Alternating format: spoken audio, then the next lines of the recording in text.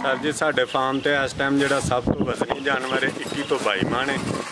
ज़्यादा जोड़े जानवर ने 16, 17, 18 मन वाले ने, 14, 15 वाले ने। चंद एक जानवर है ने जोड़े 4 तो 5 जानवर ने जोड़े 10, 12 मन की रेंज वाले ने।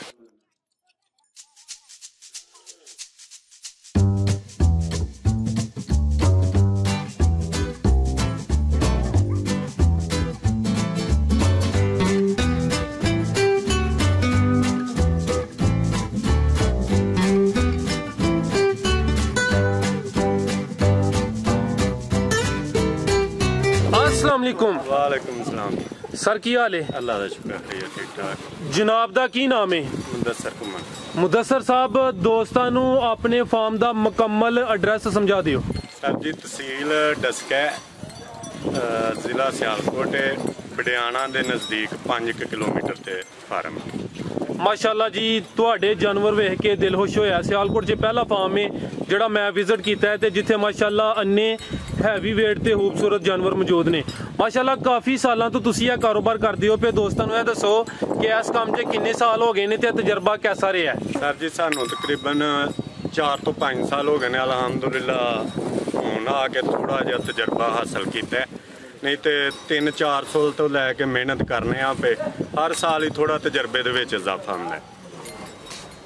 बिल्कुल जी जिहड़ा काम करने आस्ता आस्ता जारी गल है, वक्त दे नाल मजीद तजर्बा बढ़ेगा। बिल्कुल जी अल्हम्दुलिल्लाह काम बेहतरीन है करने पे इंशाअल्लाह अल्लाह पाक रिज़्क देने वाला है। बेशक जी माशाअल्लाह जी सोहना काम करदे हो। पिछले साल भी बड़े सोहने जानवर तैयार किए हैं। इस टाइम तुहाडे फार्म ते जिहड़ा सब तो वजनी जानवर है ओहदा कितना वजन है? सर जी साडे फार्म ते इस टाइम जो सब तो वजनी जानवर 21 तो 22 मन है। ज़्यादा जोड़े जानवर ने 16, 17, 18 मन वाले ने, 14, 15 वाले ने। चंद एक जानवर है ने जोड़े 4 तो 5 जानवर ने जोड़े 10, 12 मन की रेंज वाले ने। मुदस्सर साहब माशाअल्लाह तुसीं दस्सिया जी कि जानवरों का वजन कितना है। जी, जी। मैं पूछना चाहवांगा कि तुहाडे फार्म ते जिहड़े जानवर ने उन्हां दा कम से कम कितना रेट है ते ज़्यादा तो ज़्यादा कितना रेट है? सर जी साडे फार्म ते तकरीबन 90 तो 95 जानवर ने। उन्हां दे विच साडे कोल जिहड़े घट वजन वाले जानवर ने वो तकरीबन जिहड़ा तुसीं कह लो कि 10-11 मन 12 मन की एवरेज वाले ने जिहड़े 4 तो 5 या 6 जानवर होंगे। बाकी ज़्यादा जिहड़े जानवर ने वो साडे कोल कोई ने मतलब 15, 16, 17 मन वाले 20-22 मन वाले। उन्हां दी जिहड़ी जनाब पैसों की रेंज है वो तकरीबन छोटे जिहड़े 4-5 जानवर ने उन्हां दी 2.5 लाख रुपया रेंज है। ਜਿਹੜੇ ਵੱਡੇ जानवर ने उन्होंने 4-5 लाख वाली एवरेज ज़्यादा है। कुछ जानवर है ने ਜਿਹੜੇ 8-9-10 लाख वाले भी है। सर पिछली दफ़ा तुसी एक दोस्तों वास्ते बड़ा अच्छा इंतजाम किया कि जिन्हों को जगह का बंदोबस्त नहीं है या जिन्हों का फार्म नहीं है उन्होंने वास्ते सहूलत ही कि वो जानवर अगर खरीद लैन तो तुहाडे कोल यह सहूलत मौजूद है कि तुसी कुरबानी तक ईद तक उन्होंने जानवर अपने फार्म से रखो दे। इस साल भी सहूलत मौजूद है कि नहीं? बिल्कुल मौजूद है। जिस वीर भरा को जगह ना होएगी वो जनाब जानवर अपना इत्थे टोकन देइएगा, जानवर सिलेक्ट कर ले अपना, वो चांद रात तक इत्थे रह सकता है जानवर। ठीक है। वो जिहड़े तुसी रखना है वो जिहड़े कोई हराजात ने तुसी उन्हां नाल तय कर लो दे? सर जी वो ज़ाहिर है उन्हां नाल तय हो जाणगे। जे अगर वो मतलब सौदा होने दे दौरान विच तय हुंदा है फिर भी ठीक है, अलग तय होएगा फिर भी ठीक है। जिंदाबाद गुड हो गया जी। सर तुहाडे फार्म ते जिहड़े जानवर ने इन्हां दी नस्ल किहड़ी है? सर जी साहिवाल है, अबलक है, ब्राह्मण है, चोलस्तानी अबलक ने, नुकरा है, चोलस्तानी नुकरे ने जी 4-5 नस्ल दे। माशाअल्लाह। सर ए जानवर लियांदियां किन्ना अरसा हो गया है ते तुसी माशाअल्लाह ने सोहने ते सेहतमंद जानवर तैयार कीते ने। केड़ी खुराक उत्ते तैयार कीते? सर जी ये सानू तकरीबन कुछ जानवर ने जिन्होंने 10-11 महीने हो गए ने, कुछ जानवर ने जिन्होंने 1.5 साल के करीब होने है। यानी साड़ी वो 12 महीने ही तकरीबन सर्कल चलता रहिंदा खरीददारी का।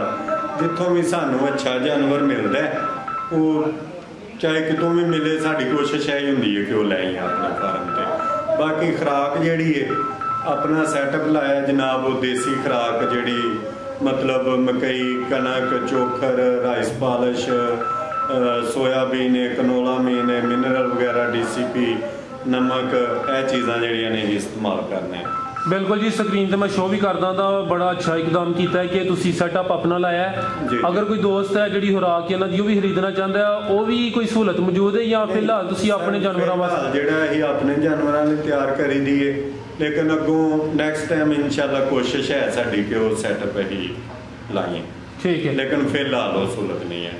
ਮੁਦੱਸਰ ਸਾਹਿਬ ਮਾਸ਼ਾਅੱਲਾ ਖੁਰਾਕ ਦਾ ਤੁਸੀਂ ਜ਼ਿਕਰ ਕੀਤਾ ਹੈ, ਇਹਨਾਂ ਦੀ ਜਿਹੜੀ ਇੰਨੀ ਚੰਗੀ ਤਿਆਰੀ ਹੈ, ਇਸ ਖੁਰਾਕ ਦੇ ਇਲਾਵਾ ਹੋਰ ਵੀ ਕੋਈ ਚੀਜ਼ਾਂ ਸ਼ਾਮਲ ਹੁੰਦੀਆਂ ਨੇ? ਇਸ ਖੁਰਾਕ ਤੋਂ ਇਲਾਵਾ ਸਰਦੀਆਂ ਦੇ ਵਿੱਚ ਜਿਹੜਾ ਘੀ ਜਿਹੜਾ ਅਸੀਂ ਮਤਲਬ ਆਮ ਰੂਟੀਨ 'ਚ ਘਰ ਇਸਤੇਮਾਲ ਕਰਨੇ ਆ, ਡਾਲਟਾ ਘੀ, ਸੂਫੀ ਆਇਲ, ਇਹ ਸਰਦੀਆਂ ਦੇ ਵਿੱਚ ਅਸੀਂ ਤਕਰੀਬਨ ਫੀ ਜਾਨਵਰ ਨੂੰ 10 ਤੋਂ 15 ਕਿਲੋ ਦੀ ਐਵਰੇਜ ਨਾਲ ਉਹ ਜਨਾਬ ਖਿਲਾਇਆ ਵੇ। ਉਸ ਤੋਂ ਬਾਅਦ ਜਦੋਂ ਅੱਗੋਂ ਥੋੜਾ ਮੌਸਮ ਚੇਂਜ ਹੁੰਦਾ ਹੈ ਫਿਰ ਤੇਲ ਵਗੈਰਾ ਜਿਹੜਾ ਜਾਂ ਸਰਦੀਆਂ ਦੇ ਵਿੱਚ ਮਿੱਠਾ ਤੇਲ ਵਗੈਰਾ ਇਹ ਚੀਜ਼ਾਂ ਇਸ ਖੁਰਾਕ ਤੋਂ ਇਲਾਵਾ ਵੀ ਦੇਣੀਆਂ। ਮਾਸ਼ਾਅੱਲਾ ਜੀ, ਬੜੀ ਅੱਛੀ ਗੱਲ ਹੈ। ਬੜਾ ਅਹਿਮ ਸਵਾਲ ਹੈ ਸਰ, ਮਿਹਨਤ ਕਰਦੇ ਹੋ ਮਾਸ਼ਾਅੱਲਾ। ਕੋਈ ਵੀ ਕੰਮ ਇਨਸਾਨ ਦੀ ਖਵਾਇਸ਼ ਹੁੰਦੀ ਹੈ ਕਿ ਉਹਦੇ ਚੋਂ ਅਰਨਿੰਗ ਅੱਛੀ ਹੋਏ। ਤੁਹਾਡੀ ਇੰਨੀ ਮਿਹਨਤ ਹੈ, ਇਹ ਜਿਹੜੀ ਮਿਹਨਤ ਕਰਦੇ ਹੋ ਫੀ ਜਾਨਵਰ, ਕਿੰਨੀ ਕੁ ਕੋਈ ਬਚਤ ਦੇਈ ਜਾਂਦਾ, ਕੀ ਕੋਈ ਐਸਟੀਮੇਟ ਹੈ? ਸਰ ਜੀ ਵੇਖੋ, ਜੇ ਤੇ ਅਗਰ ਸਾਰੇ ਜਾਨਵਰ ਸੇਲ ਹੋ ਜਾਂਦੇ ਨਾ ਤੇ ਫਿਰ ਤੇ ਮਤਲਬ ਠੀਕ ਹੈ, ਬਿਹਤਰੀਨ ਹੈ। ਕੁਛ ਜਾਨਵਰ ਐਸੇ ਹੁੰਦੇ ਨੇ ਜਿਹੜੇ ਰਹਿ ਵੀ ਜਾਂਦੇ ਨੇ, ਉਹ ਜ਼ਾਹਰ ਹੈ ਫਿਰ ਜਿਹੜੇ ਸੇਲ ਹੋਏ ਹੁੰਦੇ ਨੇ ਉਹ ਜਿਹੜੇ ਰਹਿੰਦੇ ਨੇ ਉਹਨਾਂ ਦੀ ਐਵਰੇਜ ਵੀ ਉਹਨਾਂ ਤੇ ਹੀ ਪੈਣੀ ਹੁੰਦੀ ਹੈ। ਠੀਕ ਹੈ, ਬਾਕੀ ਅਲਹਮਦੁਲਿਲਾ ਸਾਨੂੰ 4-5 ਸਾਲ ਹੋ ਗਏ ਨੇ ਕੰਮ ਕਰਦਿਆਂ।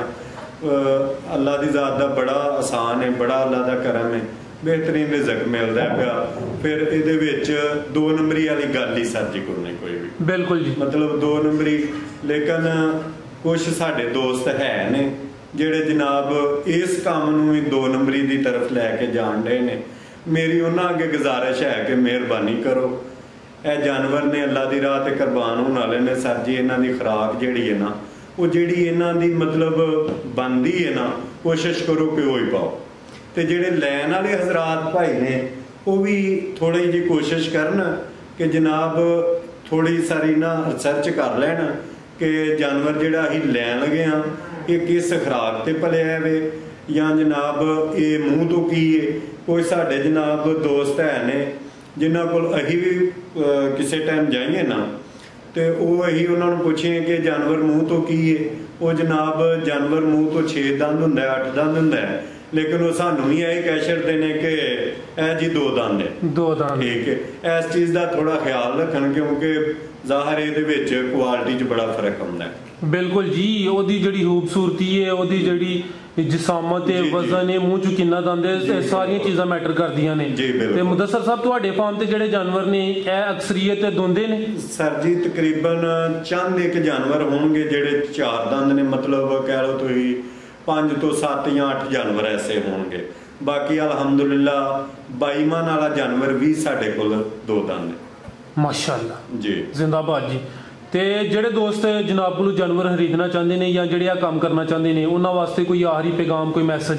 ਸਰ ਜੀ ਉਹਨਾਂ ਲਈ ਇਹ ਪੈਗਾਮ ਹੈ ਕਿ ਮਿਹਰਬਾਨੀ ਨਾਰਾਜ਼ ਨਹੀਂ ਹੋਣਾ। ਸਾਡੇ ਕੋਲ ਜਿਹੜੇ ਜਾਨਵਰ ਨੇ 2.5-3 ਲੱਖ ਵਾਲੀ ਰੇਂਜ 'ਚ ਚੰਦ ਇੱਕ ਜਾਨਵਰ ਨੇ ਜਿਹੜੇ ਮਤਲਬ ਕਹਿ ਲਓ ਤੁਸੀਂ 5 ਤੋਂ 7 ਜਾਨਵਰ ਨੇ ਜੀ ਜੀ। ਜ਼ਿਆਦਾ ਜਿਹੜੀ ਐਵਰੇਜ ਸਾਡੇ ਕੋਲ 5 ਤੋਂ 6 ਲੱਖ ਰੁਪਏ ਵਾਲੀ ਹੈ।